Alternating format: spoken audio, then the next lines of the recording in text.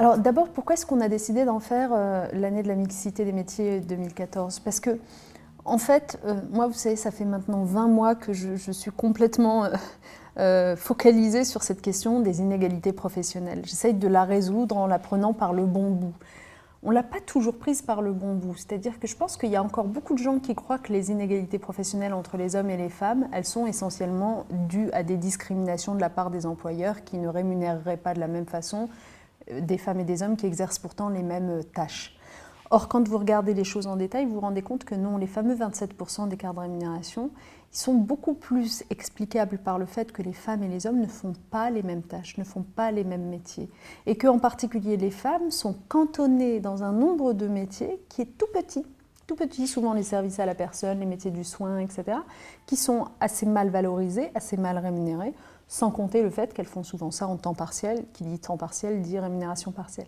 Donc du coup, très vite, nous apparaît la nécessité de développer la mixité des métiers en France. Elle l'est peu. Objectivement, aujourd'hui, on considère qu'il y a en gros moins de 17% des métiers qui sont réellement mixtes, c'est-à-dire où il y a 40% de l'autre sexe qui est présent. Donc on a une marge de progression formidable. On s'est fixé un objectif.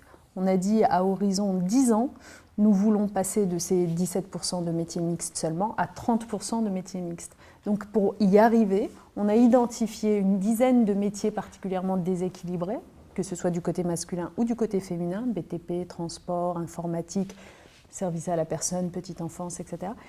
Et avec chacune de ces branches de métiers, nous sommes en train de préparer des conventions avec des objectifs de rééquilibrage qui, derrière, se déclinent évidemment en action sur les formations, en action sur les processus de recrutement pour attirer le sexe manquant dans la branche d'activité. Et la puissance publique va donner l'exemple, puisque quand même les pouvoirs publics sont responsables notamment des métiers de la petite enfance ou de l'aide aux personnes âgées. Enfin, il y a quand même beaucoup à faire.